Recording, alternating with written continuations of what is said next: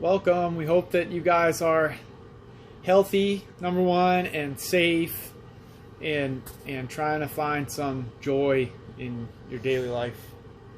That's our goal right now. So we're 32 weeks today. Maternal, that's a huge milestone.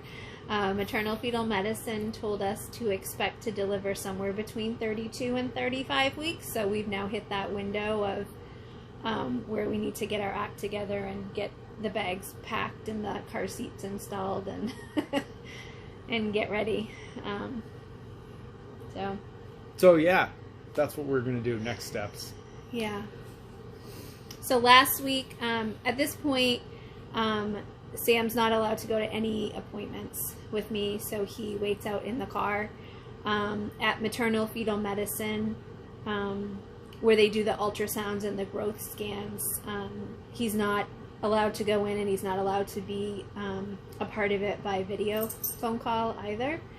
And I actually talked with Maine Medical Partners to see if they would make an exception to that rule, given what's going on, and they're not able to do that, but they were really nice about it, and they offered some other alternatives, and which we'll definitely take them up on if we need to. But as of the growth scan last week, so last Thursday, baby A on the left is 3 pounds 6 ounces. She is head down. She's been head down the whole time. She's back in first place in the presenting twin. And she's in the 37th percentile for size. So she's sort of been, her percentile has been sort of dropping each time, but it's still, compared to baby B, they're not worried about it at this point. It's just something that they're watching. And baby B is our little porker, who is 3 pounds 13 ounces. She was also head down last week, and she was in the 66th percentile. And her fluid has been ranging from normal to the polyhydramnios, where it's just a little bit too much fluid. And I think last week it was normal again, or was it mild? I don't remember. Normal. They're all these visits are blending together now. But they got a very good report.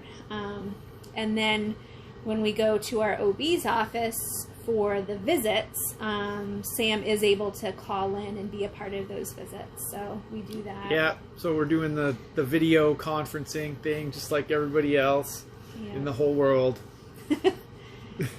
Yeah. Zoom Nation. So it's a lot of high security to get into the OB's office and maternal fetal medicine at this point. There's multiple lines of screening questions, and they take your temperature at the door. So once you can finally get in there. So I had an appointment this week, yesterday, and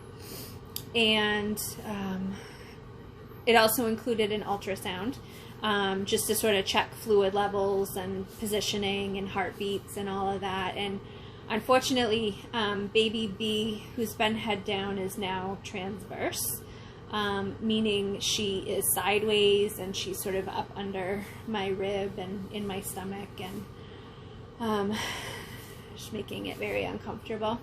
And so basically what that means now is that we have to schedule a C-section at 37 weeks. And then we'll sort of reevaluate that at 35 weeks. And if she's back down, head down, we can then schedule an induction date and sort of have 2 dates. But based on sort of what's going on now, they want to get the C-section scheduled.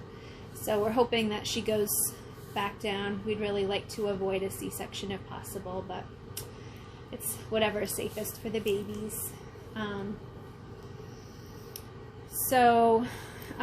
Yeah, so they were both doing really well last visit. And so what are we doing? We're just... getting ready. Staying like everybody else, we hope. you guys are all doing it as well, is that we're isolating ourselves from other people, you know, practicing our social distancing, limiting any trips out.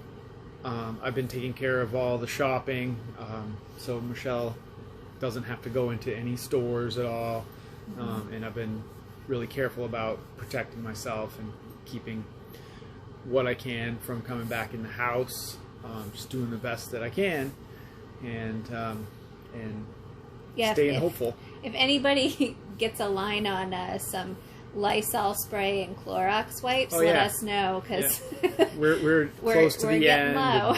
I have not been finding it in my searches, but like I said, I'm limiting that time that I spend out in the public looking for those things. And basically, we were told that if either one of us test positive close to the girls' delivery, we would be separated from them for 2 weeks. So that really can't be an option. So we got to be super careful.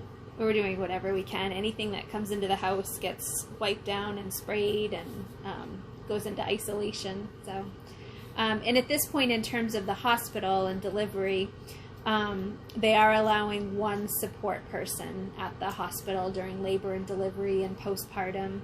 And so we really hope that that sticks.